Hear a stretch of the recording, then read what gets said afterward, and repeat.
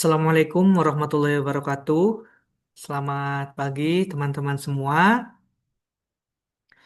Pada kesempatan kali ini kita akan berdiskusi mengenai tugas agenda kedua, yaitu tentang tokoh panutan di Jawa Barat ya. Jadi bagaimana penerapan nilai-nilai ASN, nilai-nilai dasar ASN pada tokoh panutan yang akan dipaparkan oleh masing-masing anggota gitu. Sebelumnya saya perkenalkan anggota dari kelompok tiga sendiri, ada saya Tata Firmansyah, kemudian ada Kang Padli Alfikri, kemudian ada Teh Tahani Nisrina Nadifah, ada juga Teh Ririn Hidayanti dan Teh Vira Hamidah Suhada. Nah, untuk urutan pertama yaitu di sini ada Teh Ririn.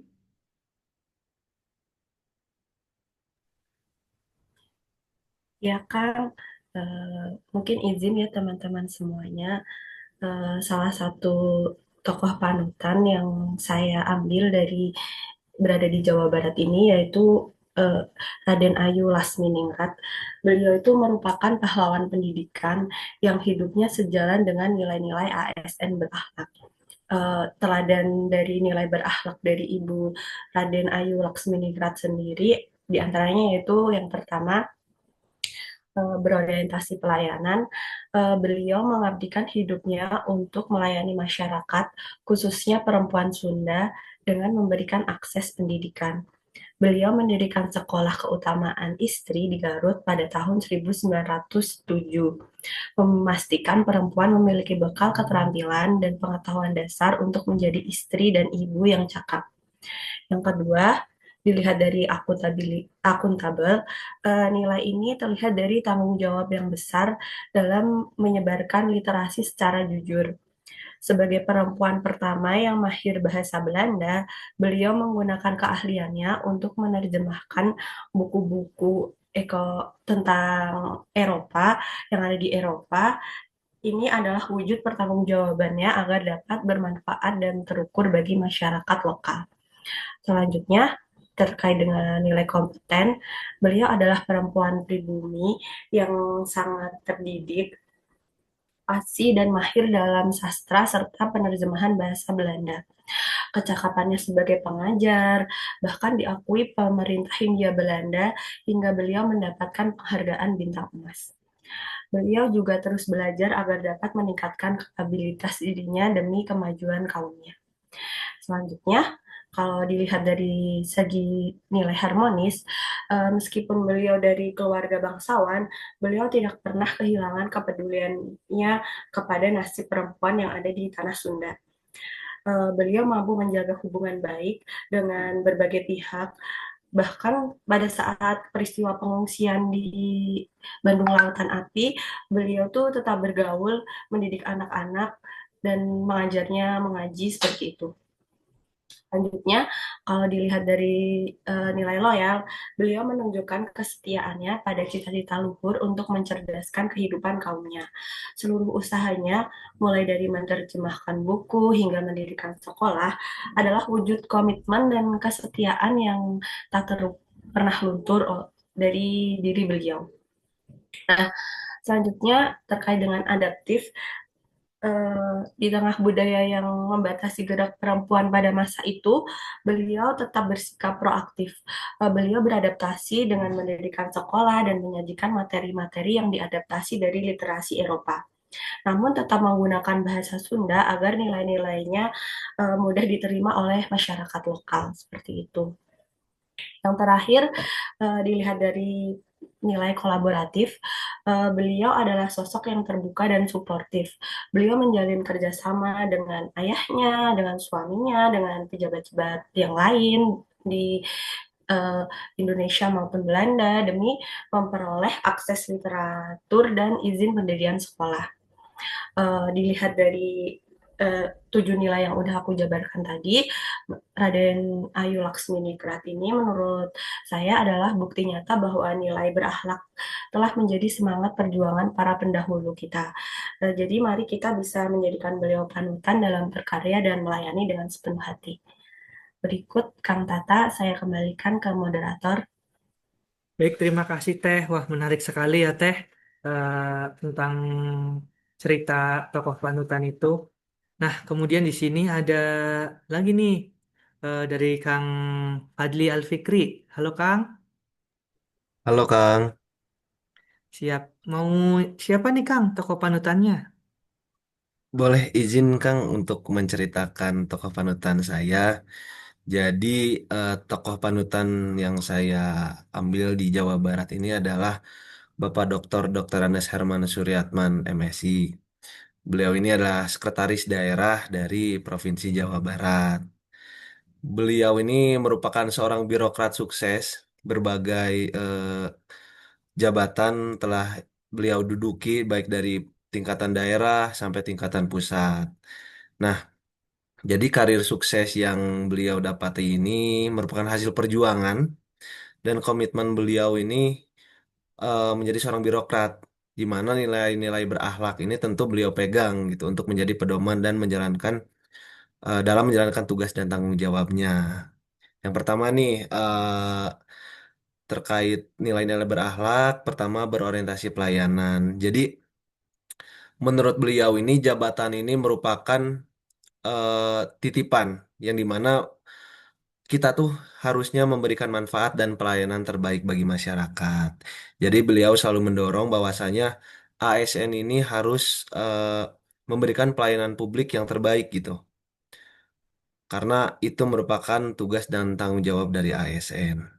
Yang kedua, akuntabel, di mana beliau ini adalah birokrat yang berani dan dapat memastikan setiap kebijakan dan hasil kerjanya dapat dipertanggungjawabkan. Beliau selalu konsisten dalam menekankan pada keterbukaan dan tanggung jawab. Berbagai kebijakan yang beliau ambil tentu dapat dipastikan arah dan kejelasannya. Yang ketiga, kompeten. Beliau ini juga merupakan seseorang yang sangat peduli terhadap pendidikan dan pengembangan diri. Berbagai tingkatan pendidikan dan juga pelatihan telah beliau ikuti dan juga beliau selalu mendorong bahwasanya ASN Pemprov Jawa Barat untuk selalu terus belajar dan berlatih. Yang keempat, harmonis. Beliau juga selalu mengedepankan sikap someah atau ramah terhadap berbagai pihak, khususnya kepada masyarakat. Karena sikap tersebut dapat menjadi pendorong untuk menciptakan iklim kerja yang baik, serta citra publik yang baik. Yang kelima, loyal. Jadi segudang pengalaman, karir telah beliau alami, di mana ini menunjukkan bahwasannya beliau memiliki kesetiaan dan loyalitas dalam mengabdikan dirinya kepada bangsa dan negara. Yang keenam, adaptif, di mana kondisi saat ini telah berkembang sistem pemerintahan yang berbasis elektronik, yang dimana telah banyak dari campur tangan dan kinerja beliau untuk mengembangkan sistem pemerintahan berbasis elektronik. Artinya beliau sangat adaptif terhadap perkembangan zaman. Yang ketujuh, kolaboratif, di mana berbagai kerjasama telah beliau lakukan untuk mencapai beragam kebutuhan dan kepentingan masyarakat, khususnya masyarakat Jawa Barat. Artinya kolaborasi ini menurut beliau adalah hal yang sangat penting untuk membangun Jawa Barat yang lebih maju. Mungkin itu beberapa nilai-nilai berakhlak yang beliau eh, miliki. Sekian Kang Tata, dikembalikan. Siap, terima kasih Kang. Waduh, Pak Sekda nih ya Kang. Nah, selanjutnya ada Teh Hani. Ya, baik Kang, terima kasih. Izin teman-teman dan Akang Teteh semua, aku mau menyampaikan terkait tokoh panutan saya yaitu Dr. Junjunan Setiakusuma atau yang sekarang kita kenal ada eh, dikenang di Jalan Dr. Junjunan ya di daerah Pasteur.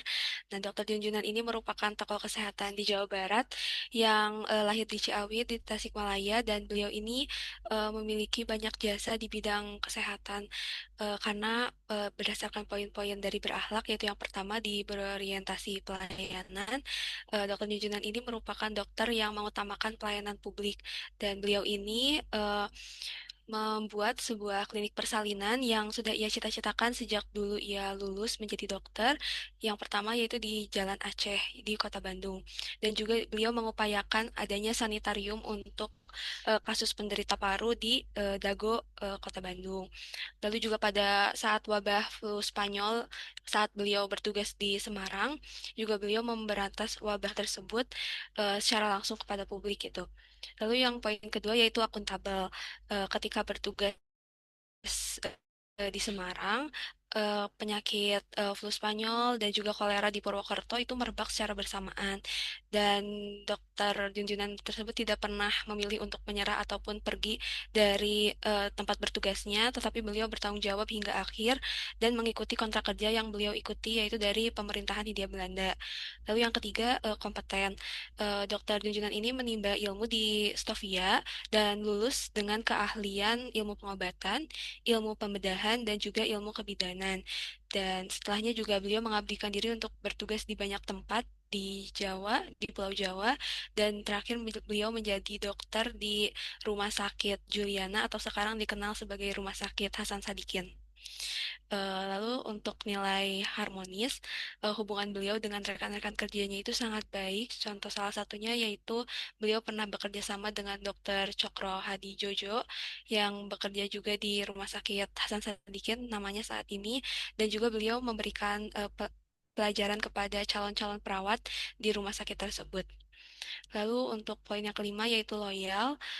Saat merebaknya wabah-wabah di saat tempat beliau bertugas, Dokter Junjunan juga sempat merasa ketakutan sebenarnya untuk menghadapi penyakit-penyakit tersebut karena merupakan wabah yang menular. Tetapi tidak menghentikan beliau untuk berhenti menangani pasien, dan pada saat itu pun beliau sempat terkena malaria, tetapi setelah eh, terkena penyakit tersebut, beliau masih tetap melakukan pelayanan publik sehingga beliau sangat loyal dengan prinsipnya.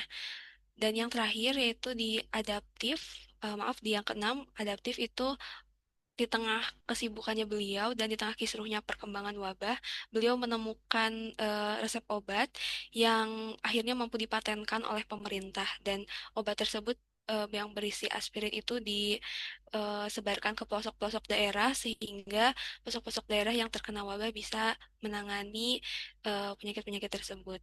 Dan yang kolaboratif di poin terakhir yaitu saat sempat ditugaskan di Banten, beliau bersinergi untuk mengkampanyekan proses pembuatan kakus atau kamar mandi dan juga kebersihan lingkungan karena banyaknya kasus-kasus penyakit cacing tambang, sehingga kolaboratif beliau dengan masyarakat sangat terjalin dengan baik meskipun hasilnya tidak memuaskan, dan akhirnya beliau kembali ke Bandung yaitu bertugas di Rumah Sakit Hasan Sadikin. Sekian Kang Tata, saya kembalikan. Terima Siap Teh, waduh menarik juga ya ini dari Teh Hani paparannya mengenai tokoh panutannya. Dokter siapa Teh? Dokter Junjunan ya? kasih Kang Dr. Junan. Siap. Nih selanjutnya ada dari Teh Vira. Halo Teh. Halo Kang, halo semuanya. Eh, Baik, di sini izin ya teman-teman buat menceritakan sedikit siapa tokoh panutan yang aku pilih. Kebetulan di sini saya memilih Kang Deddy Mulyadi, Gubernur Jawa Barat saat ini, eh, karena bagi saya beliau adalah sosok yang menginspiratif dalam menjalankan tugasnya dan bertanggung jawab. Selain itu, beliau juga dalam menjalankan tugasnya menerapkan nilai-nilai core value ASN yang dapat kita contoh untuk kedepannya. Kalau dijelaskan satu-satu dari sikap perilaku berorientasi pelayanan, kita udah tahu sendiri ya teman-teman, dimana kalau Kang Deddy Mulyadi ini selalu aktif mendengarkan langsung keluhan warga atas segala hal yang terjadi di pemerintahan Jawa Barat. Jadi beliau ini cukup responsif dan tidak jarang ia juga mengambil keputusan dengan cepat seperti itu.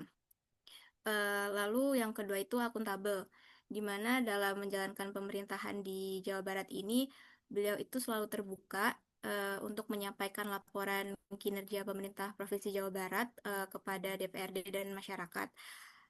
Kita sendiri saat ini bisa lihat ya untuk penggunaan anggaran APBD tahun 2025, penyerapannya melalui media sosial Humas Jabar. Di situ dijelaskan sangat transparasi sehingga eh, dapat dipertanggungjawabkan dalam penggunaannya. Selanjutnya, Kang Deddy juga cukup kompeten dalam bekerja karena terbukti dari hasil survei warga Jabar sebanyak 97% itu mempercayai bahwa kinerja KDM itu baik. Beliau juga tidak mengandalkan pengalaman, tapi terus belajar untuk meningkatkan kemampuannya mengintegrasikan beberapa nilai budaya dalam pembangunan infrastruktur juga. Lalu untuk nilai selanjutnya itu yang harmonis, di mana eh, Kang Deddy Mulyadi ini selalu menekankan keseimbangan dalam menjalankan kebijakannya. Entah itu membangun hubungan yang harmonis dengan DPRD atau pemerintahan kabupaten kota, ia juga selalu mendekatkan diri kepada masyarakat agar pemerintahan Provinsi Jawa Barat ini selalu berjalan dengan baik. Lalu yang kelima ini ada perilaku loyal, di mana dalam loyalitasnya kepada NKRI ini selalu tercermin dengan menjaga komitmen untuk selalu mendahulukan kepentingan negara, masyarakat, bukan pribadi ataupun golongan. Seperti yang kita ketahui juga, akhir-akhir ini beliau aktif menyuarakan bahwa dana operasional untuk gubernur ini dipakai untuk kepentingan masyarakat, bukan untuk kepentingan pribadinya. Lalu untuk sikap adaptif, kita tahu sendiri ya teman-teman kalau Kang Deddy ini selalu aktif bermedia sosial. Ini merupakan salah satu bentuk dari kemampuan adaptifnya untuk mengikuti perubahan teknologi. Dari situ beliau selalu memanfaatkan untuk sebagai sarana komunikasi kepada masyarakat, bisa juga untuk menyampaikan kebijakan-kebijakannya dan menanggapi seluruh ke keresahan para masyarakat Jawa Barat. Dan untuk yang terakhir ini juga beliau membuat peraturan terkait pelaksanaan pemilihan kepala desa serentak secara elektronik atau digital. Lalu untuk sifat yang terakhir yaitu kolaboratif, di mana Kang Deddy ini menjalankan programnya tidak sendirian.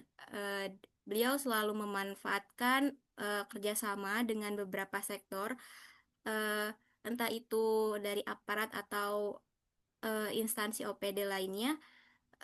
Beliau juga bekerja sama dengan sektor swasta dan masyarakat juga, sehingga banyak program pembangunan yang berhasil karena keterlibatan beberapa pihak seperti itu. Mungkin itu Kang Tata dari saya. Siap teh, waduh menarik sekali nih ya teman-teman semua. Eh, dari paparan masing-masing ya. Ada dari Pak Sekda, ada dari Pak Dokter, dan juga ada dari Gubernur kita ya, Gubernur Jawa Barat Pak Deddy Mulyadi. Eh, Jika dapat kita simpulkan, nanti kita akan membedah lebih dalam lagi nih, Akang Teteh, mengenai siapa sih sosok Kang Deddy Mulyadi itu, dan juga bagaimana sih penerapan nilai-nilai dasar ASN-nya gitu ya. Sebelumnya itu saya izin share screen dulu.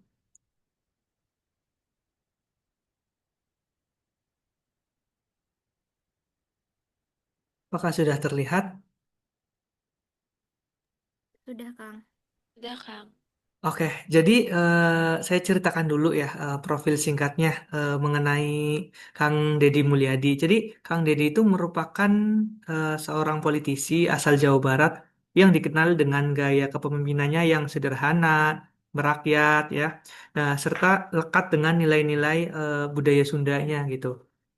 Dan sebagai gubernur, beliau itu menekankan pembangunan infrastruktur, peningkatan kualitas pendidikan, dan juga kesehatan gitu, serta pemberdayaan desa. Dan kepribadiannya itu yang dekat dengan rakyat, serta komitmennya yang kuat terhadap pelayanan publik menjadikannya itu figur yang relevan gitu, untuk dijadikan implementasi nilai-nilai dasar ASN berakhlak. Nah, nilai dasar ASN berakhlak itu sendiri yang terdiri dari berorientasi pelayanan, akuntabel, kompeten, harmonis, loyal, adaptif, dan juga kolaboratif. Itu merupakan sebuah fondasi perilaku yang harus dijunjung tinggi oleh seluruh aparatur dalam menjalankan tugasnya gitu.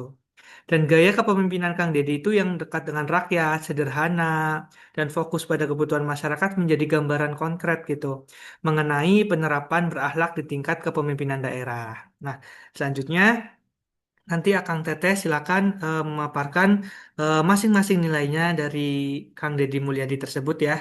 Dimulai dari yang pertama Kang Fadli, mangga Kang. Boleh Kang. Izin jadi untuk dari Kang Deddy sendiri, yang pertama terkait nilai berorientasi pelayanan. Jadi beliau ini merupakan pemimpin yang selalu dekat dengan masyarakat ya, khususnya kalangan kecil dan menengah. Beliau selalu menerapkan ingin memberikan pelayanan terbaik kepada masyarakat, bahkan hingga ke masyarakat kecil dan menengah. Yang kedua, terkait akuntabel, beliau juga selalu menekankan adanya keterbukaan terhadap pengelolaan anggaran dan program pembangunan. Jadi apapun yang eh, direncanakan, dilakukan, khususnya terkait anggaran, pelaksanaan program, beliau selalu ingin terbuka dan masyarakat harus tahu. Seperti itu mungkin Kang, boleh dilanjut. Siap, mangga dilanjut bisa ke Teh Ririn mungkin Teh.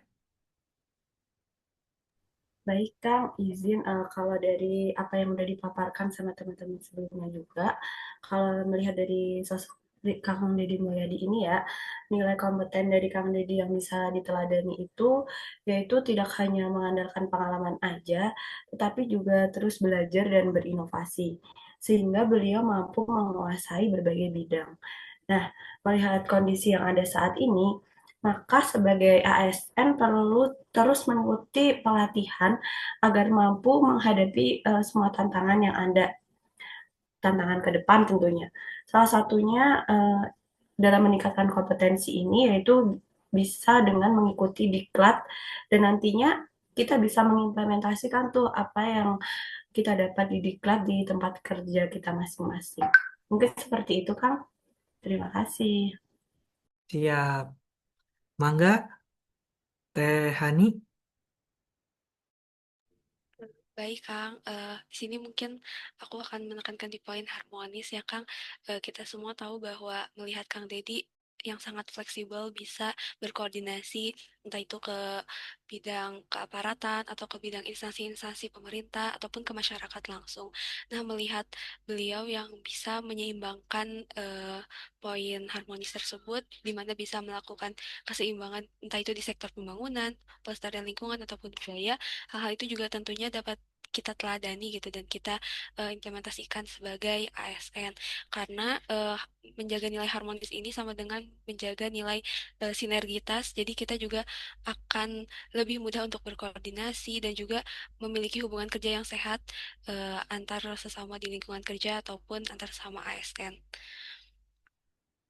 Mungkin itu Kang, terima kasih. Siap Teh. Untuk selanjutnya ada Teh Vira. Selanjutnya ini ada perilaku loyal, di mana loyal ini artinya kita harus terus berkomitmen, eh, terlebih untuk kepentingan masyarakat dan negara. Yang ditunjukkan oleh perilaku KDM ini sudah menunjukkan sikap loyal ya, karena beliau itu eh, selalu berkomitmen masyarakat itu nomor satu seperti itu. Eh, dan untuk kondisi saat ini juga sebenarnya sudah banyak ASN-ASN yang memiliki komitmen untuk mengutamakan kepentingan publik dan patuh juga terhadap aturan-aturan. Eh, dan untuk di masa depan mungkin lebih dikembangkan lagi, dikuatkan lagi perilaku loyal ini eh, agar komitmen itu tetap terjaga selalu. Seperti itu mungkin, Kang. Siap Teh. Ada yang belum nggak ya tadi? Izin masuk Kang. Untuk poin adaptif belum ditekankan terkait implementasi pada ASN-nya. Izin ya Kang, Teh semuanya. Untuk poin adaptif sendiri kita sering melihat bahwa Kang Deddy Mulyadi ini sering aktif di media sosial. Nah, beliau memanfaatkan di media sosial itu sebagai sarana komunikasi dengan masyarakat. Ketika beliau mampu memanfaatkan digitalisasi di dunia maya saat ini, beliau juga berarti adaptif terhadap perkembangan teknologi yang ada. Kita juga dapat mengimplementasikan hal tersebut dengan lebih aktif ketika terdapat pelaporan-pelaporan yang berasal dari sosial media ataupun dari sarana digital lainnya untuk dapat meningkatkan pelayanan publik kita seperti yang dilakukan Kang Deddy Mulyadi. Mungkin itu Kang.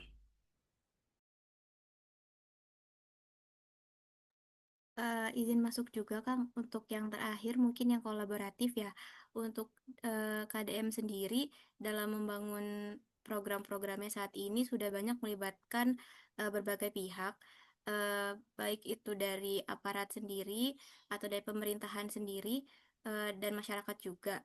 Dan untuk saat ini pun sebenarnya dari berbagai OPD juga mungkin sudah menerapkan ya untuk bekerja sama dengan berbagai pihak. Contohnya saja seperti OPD saya sendiri, di mana itu banyak pembangunan infrastruktur yang sudah bekerja sama dengan TNI atau dengan masyarakat sekitar untuk melakukan pembersihan rumija dan lain-lain. Nah, mungkin di masa depannya ini diharapkan pemerintah itu atau ASN-ASN lebih kuat lagi untuk menjalin kerjasama antar OPD dan lebih solid lagi juga sektor-sektor OPD-nya secara internal dan penguatan kolaborasi berbasis digital mungkin ya. Mungkin itu Kang. Siap, baik Teh.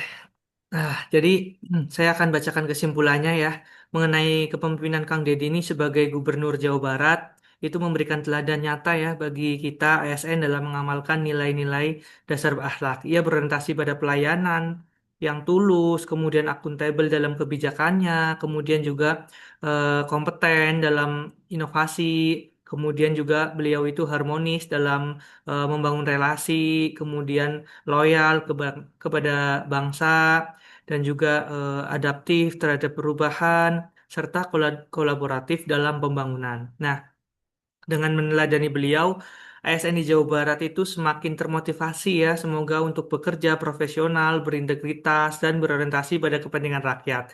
Jadi sosok Kang Deddy ini mengingatkan kita bahwa jabatan hanyalah sarana, sedangkan tujuan utama adalah memberikan manfaat sebesar-besarnya bagi masyarakat. Akang Teteh, itu tadi merupakan pemaparan ya mengenai tokoh panutan yang ada di Jawa Barat dikaitkan dengan nilai-nilai dasar ASN. Tuh. Kurang lebihnya kami dari kelompok 3A mengucapkan terima kasih sebesar-besarnya. Eh, saya akhiri untuk kegiatan diskusi kali ini. Wassalamualaikum warahmatullahi wabarakatuh. Waalaikumsalam warahmatullahi Waalaikumsalam. wabarakatuh. Atur nuhun teman-teman. Terima kasih semuanya.